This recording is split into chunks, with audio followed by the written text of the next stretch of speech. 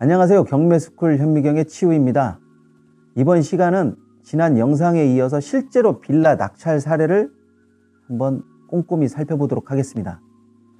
사건 번호는 2018 타경 7804 물건이고요. 소재지는 경기도 남양주시 퇴계원면 퇴계원리에 있는 빌라예요. 딱 보시면 아시겠지만 외관상으로도 그렇게 좋은 인상을 풍기지는 않죠. 가장 중요한 것은 지하예요. 감정 가격은 8,700만 원 정도였고요. 두 번 유찰돼서 5천만 원 정도에 낙찰이 됐어요. 이렇게만 보면 이게 이렇게 되는구나 이렇게 생각하실지 모르겠지만 이게 그렇게 간단한 문제가 아니에요. 왜냐하면 5천만 원 주고 과연 이 빌라를 살 수 있는 사람이 몇이나 되겠어요. 그런 사람이 없었기 때문에 이 물건도 단독 입찰했어요. 혼자 낙찰 받았다는 그 이야기죠. 지금이야 이게 가격이 어느 정도 물고 있고 저번에 사진을 보셨지만 깨끗하게 만들어 놨으니까 가격을 논할 수가 있겠지만 처음 그 상태로 보면 5천만 원 아니라 500만 원이라도 살 사람이 아마 드물어요. 그거는 제가 확실하게 말씀드릴 수가 있어요. 이 정도 빌라 때는 그래도 5천만 원 정도는 하지 않겠냐? 그런데 왜 다른 사람이 왜 안 들어와요? 돈에 관한 한 경매에서는 부모 자식 없어요. 친인척?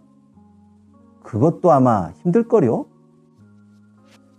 이 상황에서 5천만 원에 낙찰받았다는 것도 모험이고 이 상황에서 내가 돈을 더 투입해가지고 새로운 사람을 만난다? 이것도 상당한 모험이라고 생각을 해요. 이 다음 화면을 보면 아시겠지만 진짜 사진에서 냄새가 난다고 하면 아마 토악질이 나올 수도 있어요. 그러니까 어느 정도 그 집이 사람이 살지 못할 정도가 됐다라는 것은 미리 짐작 한번 해보시기 바랍니다. 한번 꼼꼼히 한번 보십시오.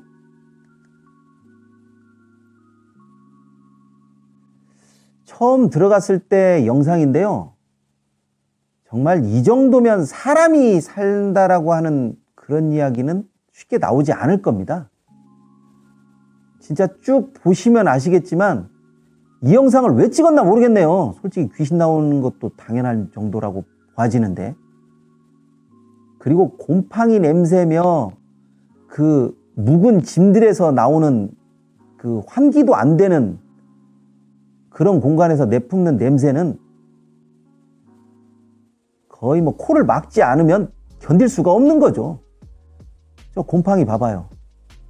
여기에서 사람이 살 수 있다라고 생각하는 사람은 아마 없을 거예요.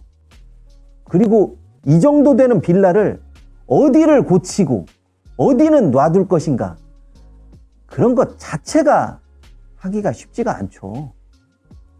저 천장 저 검은색으로 되어 있는 게 다 곰팡이에요. 그러면 아무리 못해도 여기서 사람이 안 살게 된 것은 적어도 1년 이상이 됐다라는 이야기예요. 만약에 이런 물건이 경매가 낙찰되지 않았다라고 하면 아마 계속해서 이런 물건으로 남을 수밖에 없는 거죠. 과연 여기가 돈을 투자할 가치가 있다고 생각을 하냐 못하냐 이것은 투자자의 마음이겠지만 그래도 투자자가 어느 정도 확신이 되어 있지 않으면 그리고 기본적으로 부동산을 바라보는 눈썰미가 좀 뛰어나지 않으면 쉽게 감행할 수 있는 그런 일은 아니라고 봐요. 결론적으로 이야기하면 여기를 이렇게 수리해서 9천만 원 전세를 냈다고 하더라고요. 와, 이거 박수라도 쳐줘야 돼요. 그런데 이게 깨끗하게 고쳤으니까 너 쉽게 세 뺄 수 있었던 거고 깨끗하게 고쳤으니까 세입자 받아들일 수 있는 거야. 이렇게 생각하시나요? 그렇게 생각하시는 분은 빌라를 낙찰 받는 것 자체를 다시 한번 생각해 봐야 한다고 생각을 해요. 어떻습니까? 여러분들 같은 경우는 이 집을 어떻게 할 수 있다고 생각을 하세요? 입찰 보증금을 과감하게 포기하는 것은 어떤가요? 아마 그런 생각도 낙찰 받은 사람도 했을 거예요. 안 했다라고 저는 생각하지는 않아요. 이 빌라의 전후 사진을 다시 한번 보세요. 마음 먹기가 그렇게 쉬웠을 거라고 생각하지는 않습니다. 사진을 보시면 정말 이 정도 곰팡이와 함께 살 수 있는 사람은 없다라고 생각을 해요. 바닥에 습기가 천장까지 올라와서 곰팡이가 피었기 때문에 이 정도 상태가 됐다라고 생각을 해요. 사실상 사람이 살 수 있는 여건이나 환경은 아니라고 보여집니다. 그것이 이렇게 바뀔 수 있다라는 거 어떻게 생각하세요? 돈만 들어가면 다 할 수 있다라고 생각하세요? 이거는 돈보다도 어느 정도의 확신이 있어야 돼요. 투자자가 내가 하루 이틀 고쳐서 이렇게 만들 수 있을 거라고 생각을 하세요? 그런 일은 거의 없죠. 반지하이기 때문에 가격이 저렴하다. 반지하이기 때문에 습기를 잡아야 된다. 반지하이기 때문에 채광이 확실하지 않다. 이런 부분까지 감안해서 리모델링을 해야 되고 이런 부분까지 감안해서 사실상 낙찰을 받아야 된다라고 하는 그런 이야기가 되는 거죠. 바뀌어 놓으니까 꽤 멋있죠.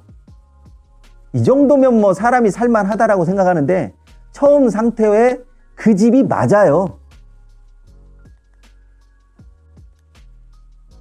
바닥이라든지 화장실 같은 경우에도 고급스러운 자재를 썼다라기보다는 집을 새로 지었다라고 하는 표현이 맞을 수도 있겠다는 생각이 드네요.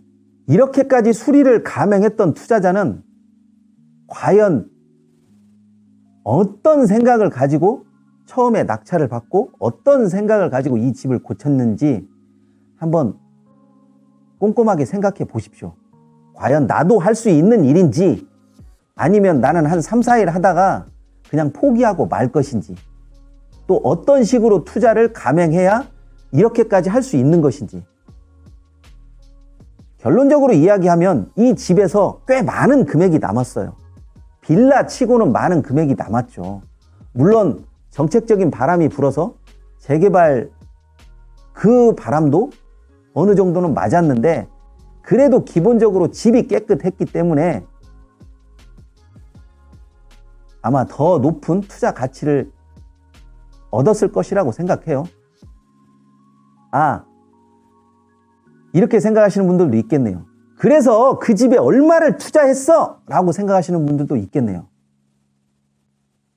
이거는 자기 노동력과 또 인테리어에 대한 감각과 여러 가지가 복합적인 것이 들어갔겠지만 생각보다 그렇게 많이 안 들었어요.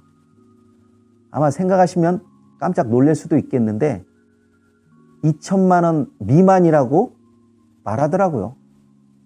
물론 낙찰자 본인이 노동력을 많이 투자했겠죠. 물론 여기에서 금액적인 부분에서 꽤 많은 이득금을 얻었다고 하는데 그러더라도 저는 그 낙찰자에게 다시 한번 해봐! 그런 말은 쉽게 안 나올 것 같아요. 그런데 누구나 이런 생각을 가지고 누구나 이런 식의 수익을 얻을 수 있다는 생각은 하고 있습니다. 아파트와 같은 맥락에서 기대 수익을 얻으려고 하면 낭패를 볼 수도 있겠지만 빌라는 빌라 그 자체의 쓰임새로 보면 꽤 유용한 투자처가 될 수 있다는 거죠. 뭐 어떻게 보셨든 간에 투자자는 남들이 보지 못하는 거, 남들이 생각하지 못하는 것을 생각해내는 것보다 과연 사람들이 어떤 것을 원하고 어떤 식의 흐름을 쫓아가는가, 그것이 더 중요할 수도 있다라는 생각을 많이 합니다. 이번 시간에는 빌라 투자에 대한 생각을 실사례를 통해서 많이 생각을 해봤는데요. 투자자의 생각에 있어서 그리고 이제 초보자의 눈에 있어서도 이런 부분은 미리 한번 봐두시고 염두에 두시는 것을 적극적으로 추천합니다. 이 바닥에서 경험보다도 우선할 수 있는 것은 없다라고 생각을 하거든요. 좋아요와 구독하기는 꼭 좀 눌러주시고요. 궁금한 사항이 있으시면 언제든지 댓글 달아주십시오. 이번 시간은 여기까지 하겠습니다.